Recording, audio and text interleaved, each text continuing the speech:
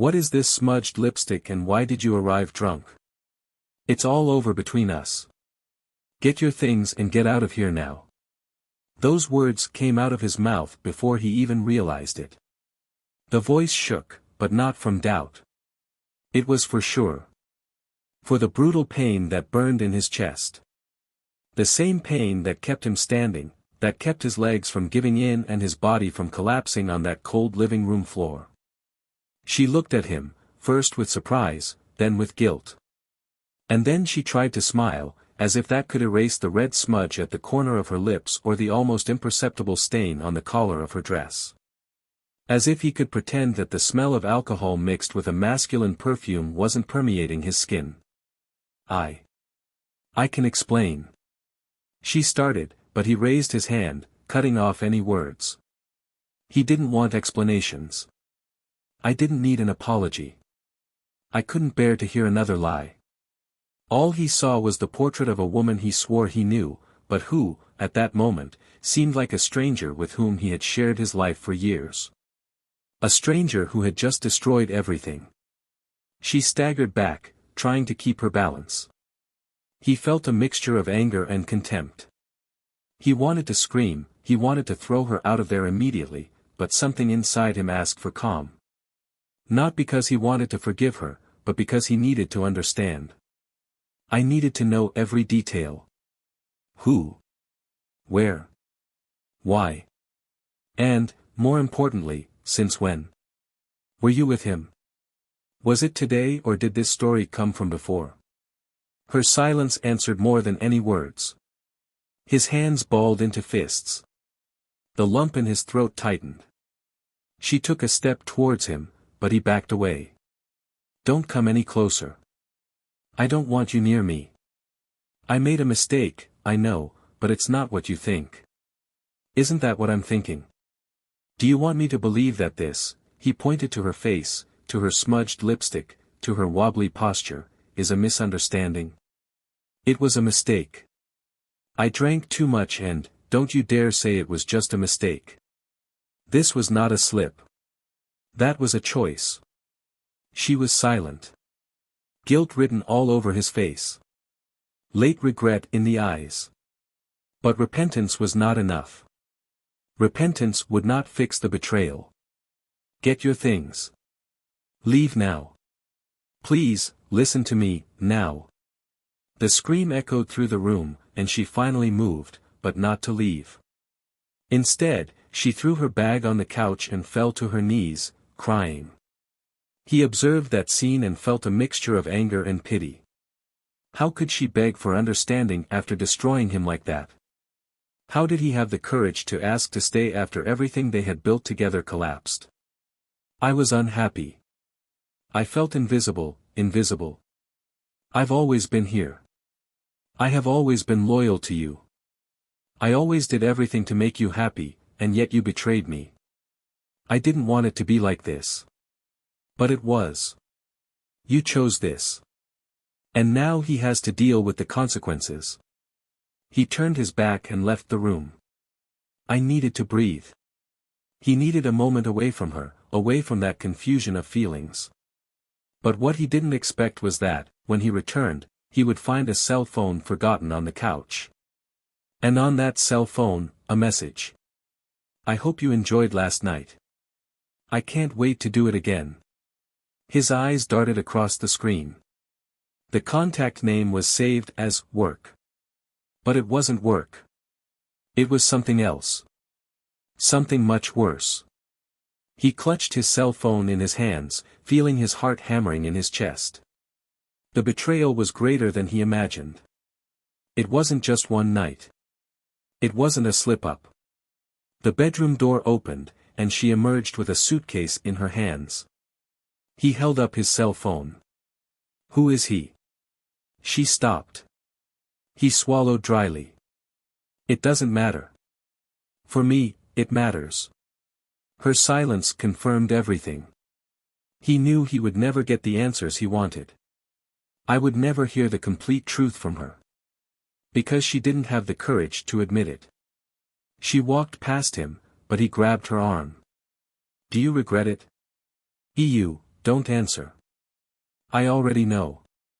She pulled her arm away and left, leaving behind only the smell of cheap perfume that he now knew wasn't hers.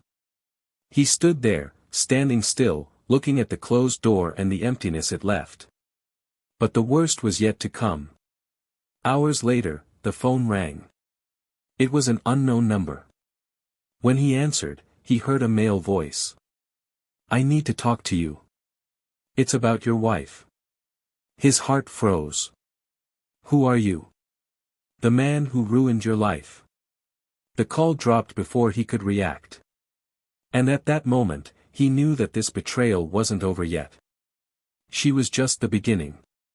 Because what was to come would be even more painful. More destructive.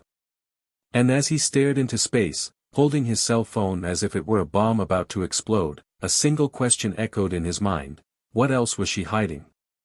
Welcome to the channel, where we reveal the darkest secrets of human relationships. Here, betrayal is never romanticized or justified. Our stories are fictional, but they carry painful truths about how disloyalty can destroy lives, dreams, and families. Get ready to dive into an intense narrative, full of raw emotions and unexpected twists. This is a shocking story that will move you from beginning to end. So take a deep breath, because what you're about to hear could change your outlook on love and trust forever.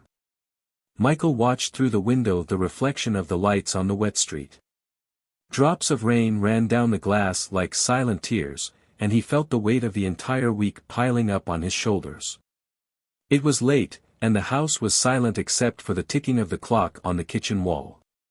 He ran his fingers through his hair, trying to shake off the nagging feeling of restlessness that had accompanied him for days. Sitting on the couch, memories of how it all started invaded his mind. He remembered meeting Emily, almost 7 years ago, in a crowded coffee shop. She was wearing a light blue dress and holding a book with worn pages, as if she had already read that same copy dozens of times. Her shy smile when accepting his invitation for coffee was still vivid in the memory, as was the feeling of butterflies in her stomach when she said yes to their first date. Emily had a way of lighting up any room, with her soft laugh and bright gaze that seemed to see beyond appearances. She was delicate, but at the same time determined. Michael has always admired your ability to turn little things into special moments. In the early years, they shared everything, from their deepest fears to their most ambitious dreams. Emily was passionate about art and spent hours creating paintings and drawings that filled the house with color and life. Michael, on the other hand, was more practical and organized, a dedicated accountant who liked numbers and predictability. Their differences were never a problem. On the contrary, they seemed to complete each other in an almost magical way. The house they chose together wasn't big, but it had personality. It was the kind of place where you could feel the warmth of home, with walls decorated with paintings painted by Emily and furniture carefully chosen by Michael.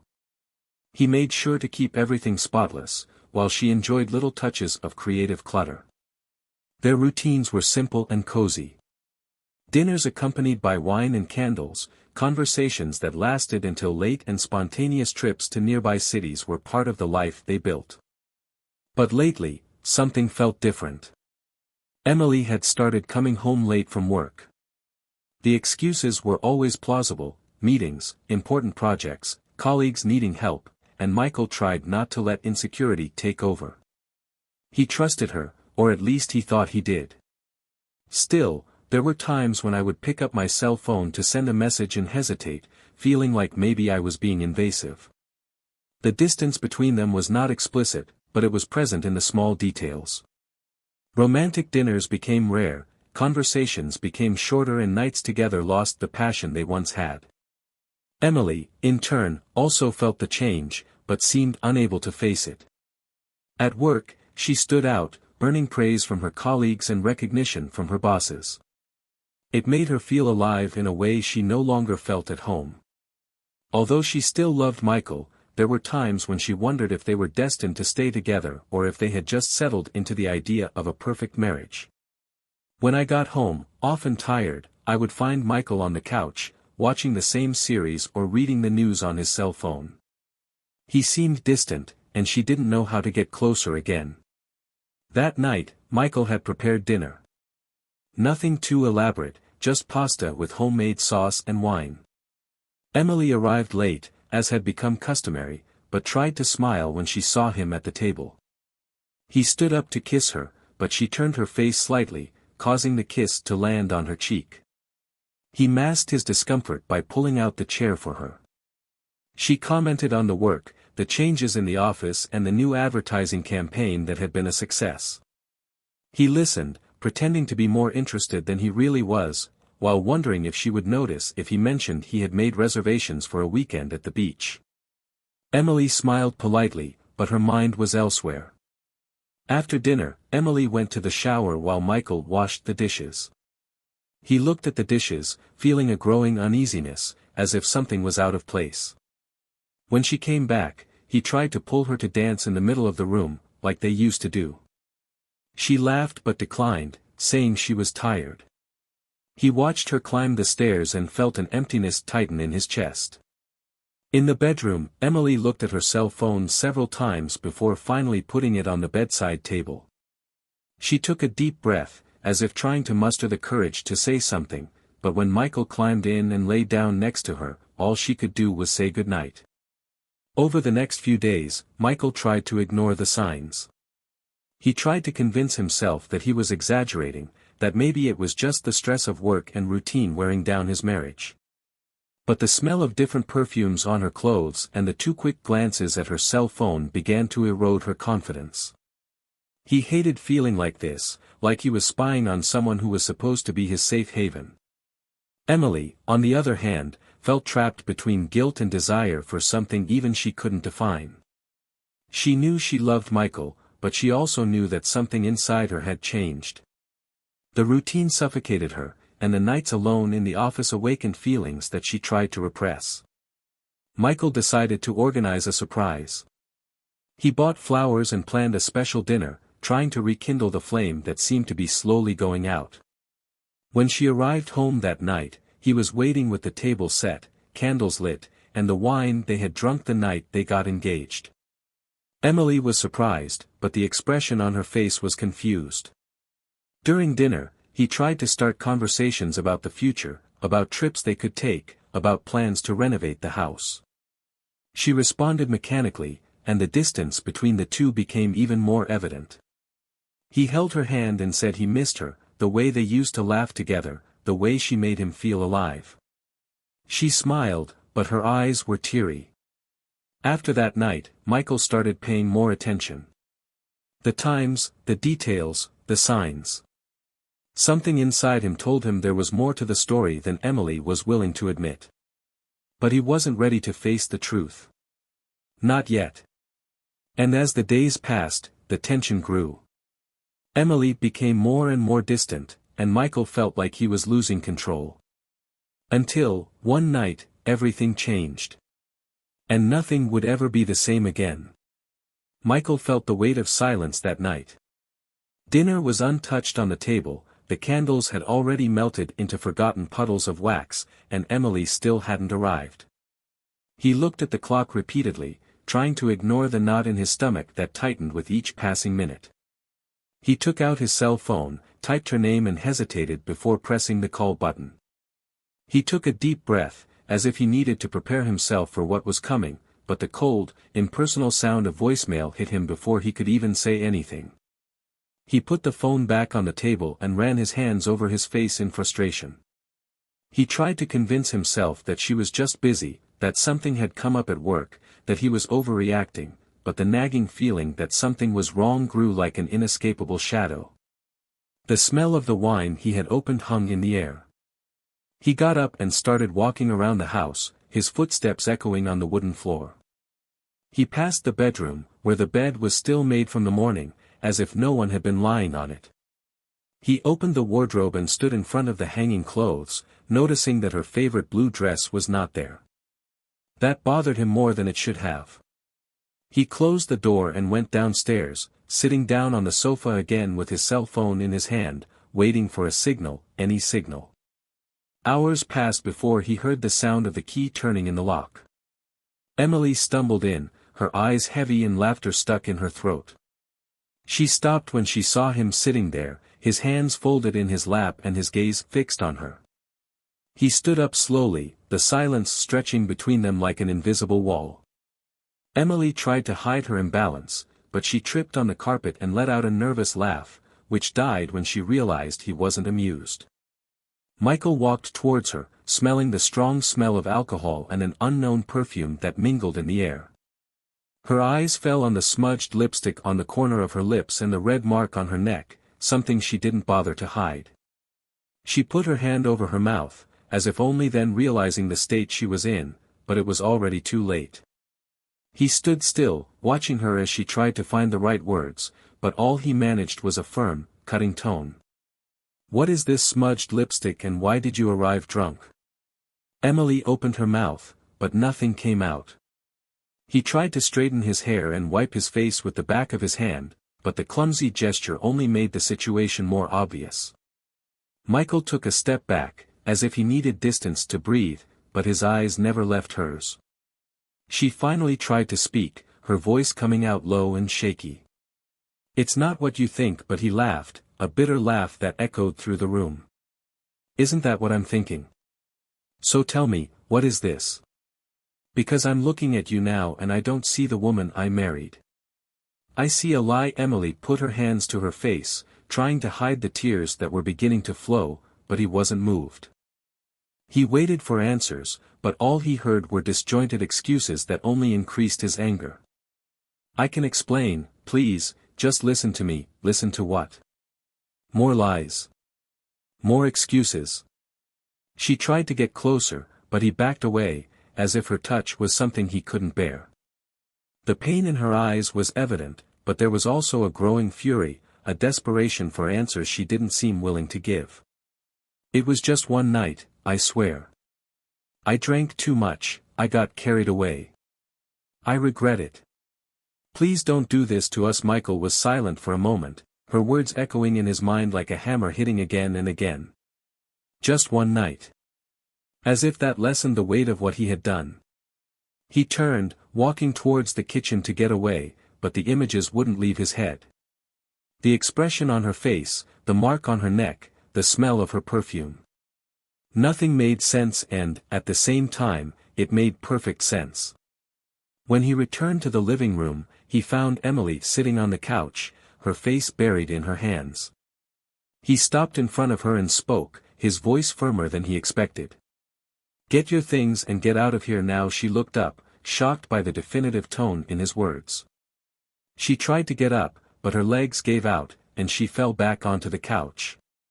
"Please, Michael, I know I made a mistake, but you can't just kick me out like that. We have a story. I love you." He shook his head in disbelief.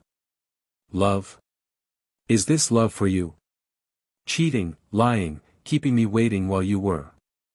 He stopped before finishing the sentence, unable to say it out loud. Emily started to cry, but Michael pulled away. He went upstairs and started collecting her clothes, throwing them into a suitcase without caring about the mess. When he came back, she was still there, hugging her knees, begging with her eyes. "You don't have to do that. We can overcome this. I've already made my decision." Michael placed the suitcase near the door and waited. Emily stood up slowly, walking towards him as if each step was a painful effort. She stopped at the door, looking at him one last time. "I'm leaving, but I need you to know that I never wanted to hurt you." Michael didn't respond. He just stood there, waiting for her to come out. When the door finally closed, he felt silence take over the house again, but this time it was different. It was heavy, suffocating, as if the walls were closing in around him. He sat on the couch, trying to process everything that had happened, but his mind couldn't stop. Her cell phone was still on the table, forgotten in her rush to leave. He picked up the device, his hands shaking, and slid his finger across the screen. The messages appeared, and with them, confirmation of what he already knew. "It was incredible yesterday. I can't wait to see you again." Michael read the words over and over, feeling each letter like a blade cutting into his skin. The contact's name was just work, but he knew that wasn't it. And as he stared at those words, a single question echoed in his mind. What else was she hiding? Michael stood in the middle of the room, his cell phone still clutched in his hand, his fingers shaking. The open message glowed on the screen like a cruel confirmation of the betrayal he already knew was real, but the weight of seeing it there, written in words, made it all that much harder to bear. He ran his hand over his face, feeling cold sweat run down his forehead. The lump in his throat tightened, and he had to swallow hard to keep from giving in to the urge to scream. His mind was spinning, trying to put the pieces together, trying to understand how this had happened, how Emily had been able to destroy everything they had built together. The cell phone vibrated in his hand, pulling him out of his thoughts. The name, work, appeared on the screen again, and before he could think, he answered. The silence on the other side lasted only a few seconds, but to Michael it felt like an eternity. Then, a male voice echoed. I need to talk to you. Michael froze, recognizing the voice immediately. It was cold, calculated, but there was something more there, a hidden tension behind the words. He closed his eyes for a moment before responding, feeling his stomach drop. Who are you? Heavy breathing on the other side made Michael grip his cell phone tighter. Someone who thinks you need to know the truth. Michael felt his heart race. He wanted to scream, demand answers, but he forced himself to remain calm. What truth? The pause that came after was too long, as if the man was trying to find the right words. She didn't tell you anything, did she? About us. About how it started. Michael closed his eyes, trying to control the anger building inside him. I already know about you. I already know enough. No, you don't know. She wasn't even honest with me. And I think you need to hear what really happened. Michael felt his chest tighten. Every word felt like a blow, but he needed to hear it. I needed to know. Then speak. Emily wasn't just looking for something new. She was running away. From you. Of the life you built. And I was stupid enough to believe her. Michael sat on the couch, the weight of the words pressing him against the upholstery. Running away from what? The man's voice became more tense. She told me you controlled everything. That made her feel suffocated. I believed it. But then I realized she was just trying to justify what she was doing. Michael closed his eyes, feeling the words pierce every corner of his mind. And what do you want from me now? The man took a deep breath before responding. I want you to know that I broke up with her. She tried to use me, just like she used you. But there's one more thing. Something I thought you needed to find out before it's too late. Michael was silent, waiting. She didn't leave the company alone that night. I wasn't the only one. The words echoed like thunder. Michael felt the blood leave his face. What are you saying? The man's breathing became heavier. She was using me to cover for someone else. She didn't expect me to find out, but I saw it. I saw her leaving with him, after he left there with me. I followed her. And when I realized what was happening, I knew I had to tell you. Michael stood, feeling his heart beat against his chest as if it were going to explode. Who is he? The voice on the other end hesitated. Someone you know. Someone who was closer than you imagined. Michael felt his hands shake. He didn't want to believe it, but the man's voice continued. Her boss. They were together before me. She used my interest to hide what was really going on between the two of them. Michael felt the floor disappear. Every night she mentioned her boss, all the excuses about meetings and business trips came back to her like pieces of a puzzle that finally fell into place. Are you sure? I saw them both. I saw the way she looked at him. They were meeting long before I came into the story. Michael dropped his cell phone on the couch and ran his hands through his hair. He tried to take a deep breath, but the air felt too heavy. He got up and started pacing back and forth, trying to process everything. The words kept echoing in his mind. She betrayed him. She lied. She planned everything. He picked up his cell phone again and looked at the message. The words were there, like a cruel reminder of what had happened.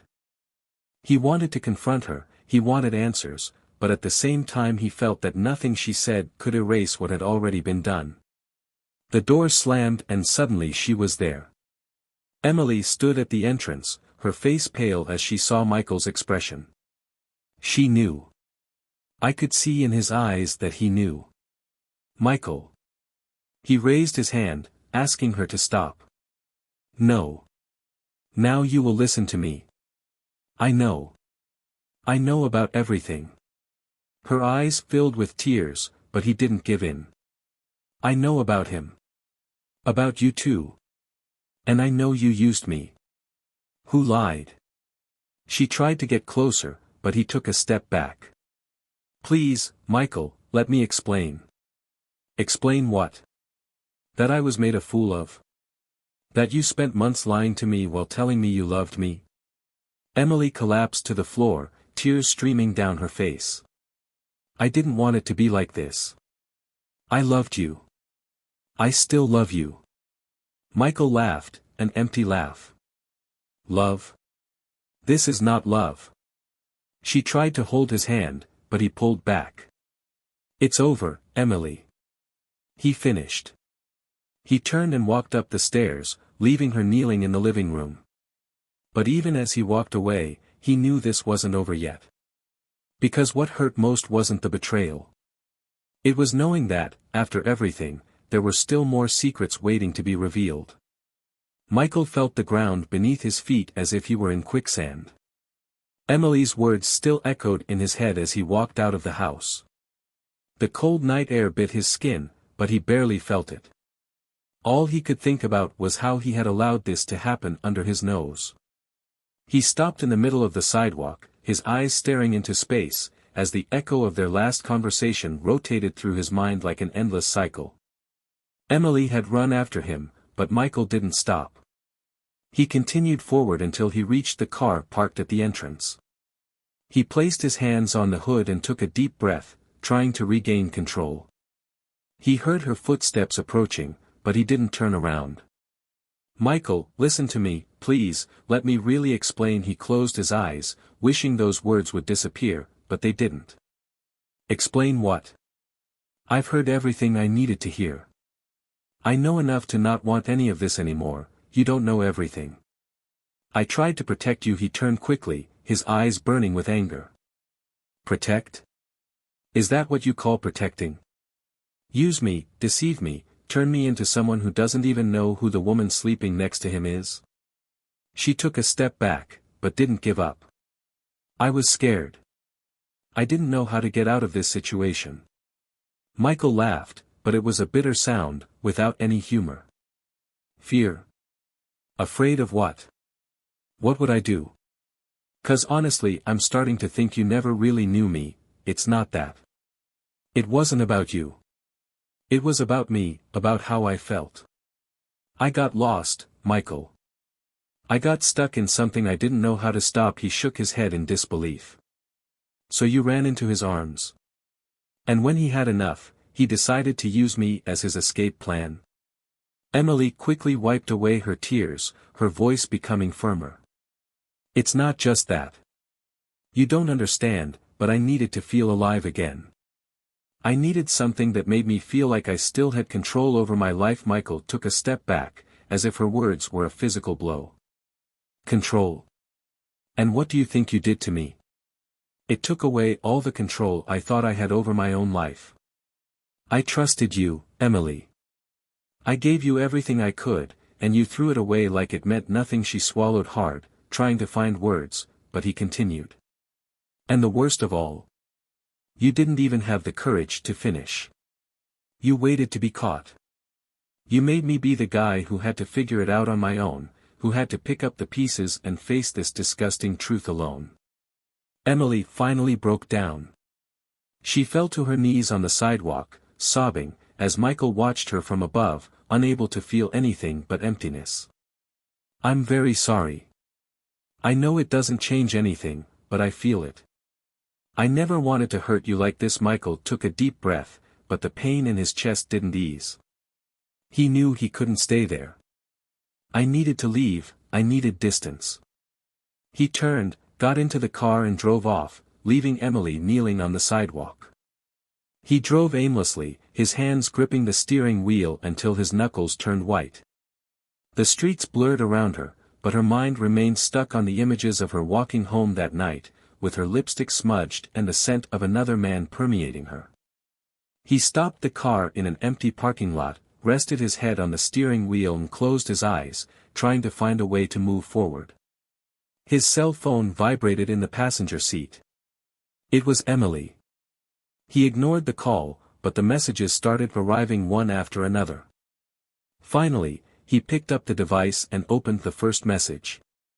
You need to go home. I need to tell you the truth. All. Please give me this chance. He almost threw the cell phone away, but something stopped him. Her words sounded different this time.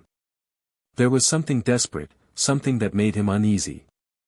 Against his better judgment, he started the car and drove home. When he arrived, he found Emily sitting on the couch, her eyes red and swollen. She stood up as soon as he entered, but kept her distance. I know you don't want to hear me, but please, just give me this chance. I need to tell you everything because you deserve to know. Michael crossed his arms and stood, facing her. Speak soon. Emily took a deep breath and began. I met him long before you found out. And I know you think I was just weak, that I did it because I wanted something different, but it wasn't just that. He knew things about me. Things I wanted to hide. And he used it against me. Michael frowned, confused. What? What did he know? She ran her hands over her face, trying to find the words. I made a mistake at work. A big mistake. Something that could have destroyed my career. I changed reports, manipulated numbers, and he found out. He threatened to tell the board if I didn't cooperate with what he wanted. At first, it was just about the work, about doing what he asked, but then it became something more. Michael was silent, trying to process. Are you saying he blackmailed you? She nodded, tears flowing again. I tried to get out of it. I swear I tried, but every time I tried, he would pull me back. And then I met you, and you were the only thing that made me feel safe. I wanted to tell you, but I was so afraid of losing you. Michael felt a mixture of anger and compassion. Why didn't you tell me before? Why did you let it get this far? Because I knew that if you found out, everything we had would be gone. And I didn't want to lose you. He ran his hands through his hair, feeling the confusion growing. And the other man?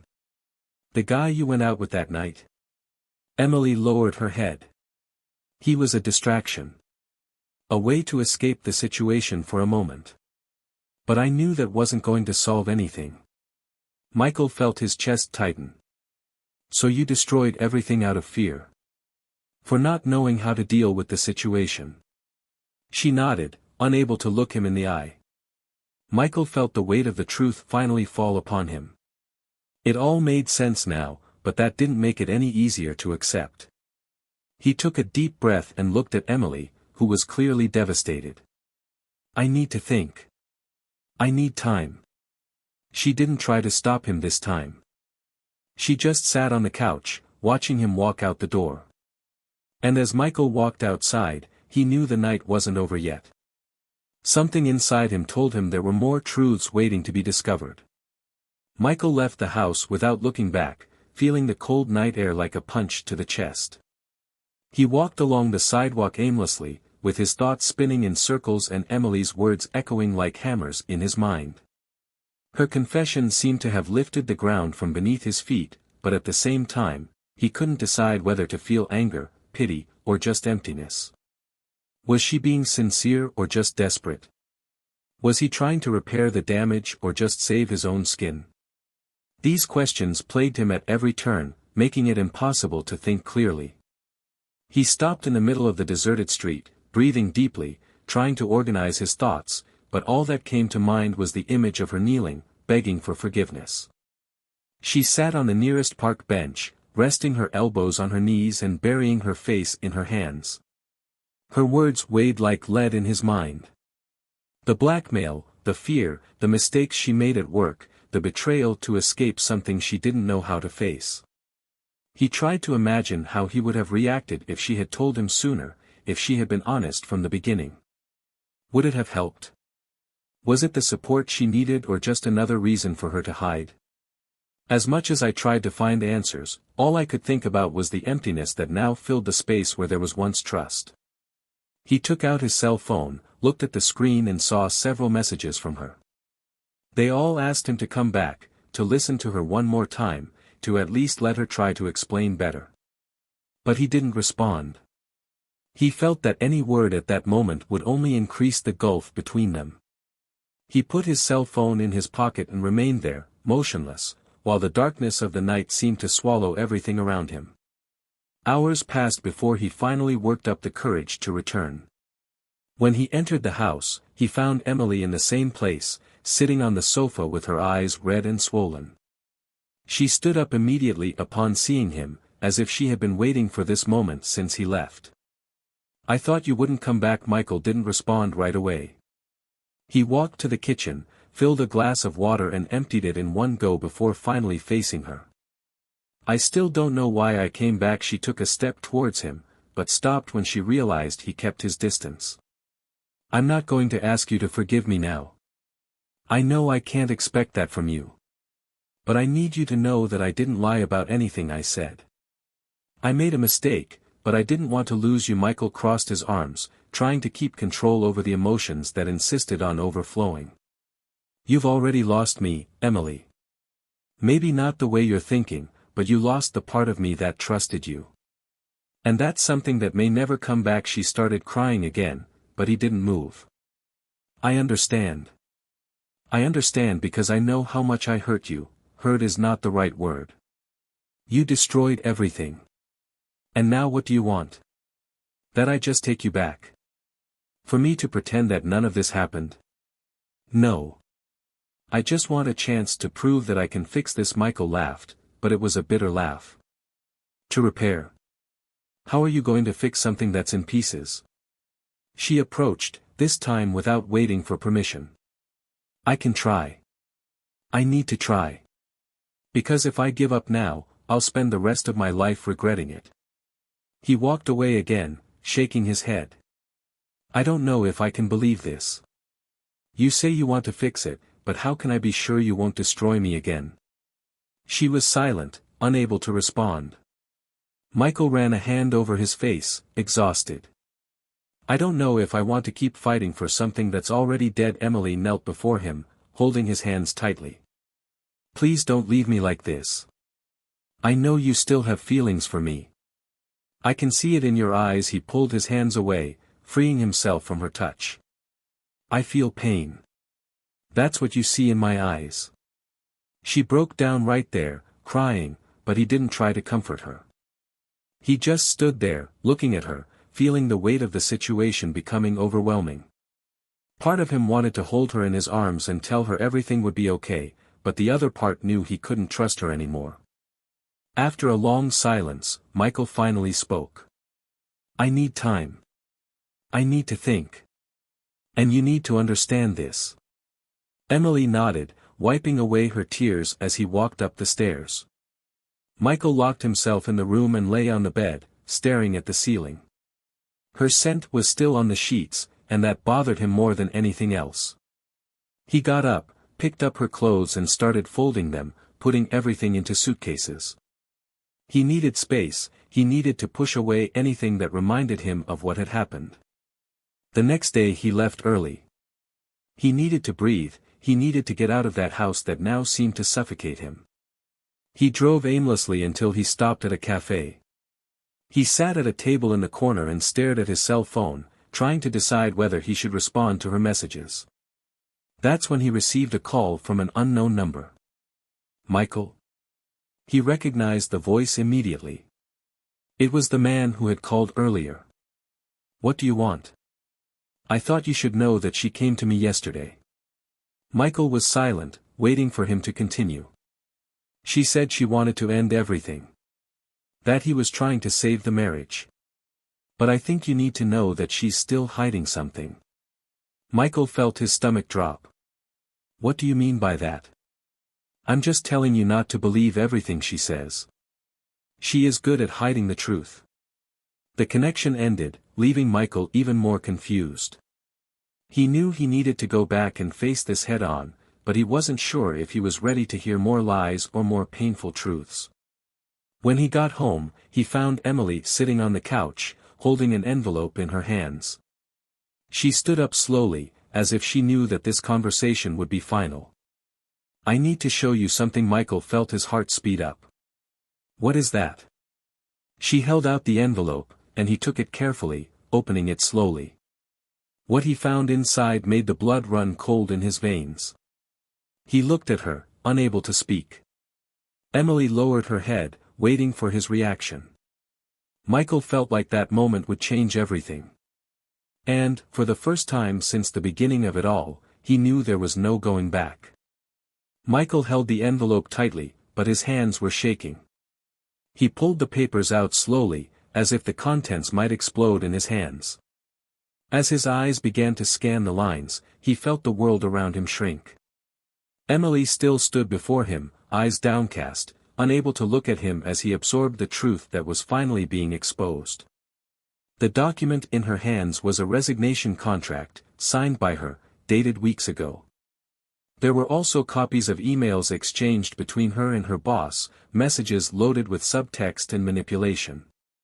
Between the technical words about reports and deadlines, Michael could read what was really going on: veiled threats, promises of protection in exchange for favors, and an unhealthy pattern of power and control. He threw the papers on the table and looked at Emily, who finally looked up, revealing a mix of fear and hope. She tried to speak, but he interrupted her, his voice cold and sharp. All this time, you let him control you? Did you let this destroy us? Emily stepped forward, trying to explain herself. I tried to stop, I tried to get away, but he always came back. He knew what I had done with the reports. He threatened to destroy me. And when I thought I was finally free, when you found out. I didn't know how to tell you. Michael shook his head, unable to accept the apology. And the other one? The guy in the message? Was it just another distraction or part of the game? She hesitated, but replied quietly. It was just a way of forgetting. I wanted to feel desired, I wanted to feel in control for once. I know I made a mistake, I know I was weak, but I never wanted to lose you. Michael felt his stomach turn. You've already lost me. And it's not just because of what he did. It's because you lied, manipulated, made me feel like I was to blame for all this. Emily started crying again, but Michael didn't move. He felt sorry, but not enough to erase what had happened. I'm leaving this house. And you will deal with the consequences of this alone. I can no longer be the person who carries the weight of your mistakes. She tried to run to him, but he moved away. Please, Michael, I need you. He looked at her for a moment before grabbing his keys and walking out the door. The sound of the door slamming echoed through the house, leaving Emily alone in the suffocating silence.